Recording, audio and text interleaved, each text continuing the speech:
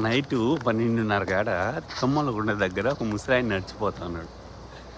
పెద్దాయన ఎక్కడికి పోవాలి పెద్దాయన అని అడిగా.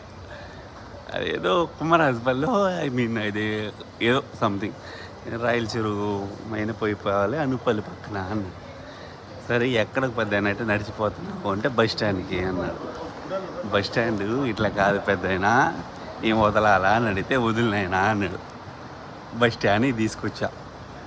బస్ స్టాండ్కి తీసుకొచ్చిన వెంటనే ఆయన బస్సులు లేటుగా ఉన్నాయి, నన్ను చంద్రగిరి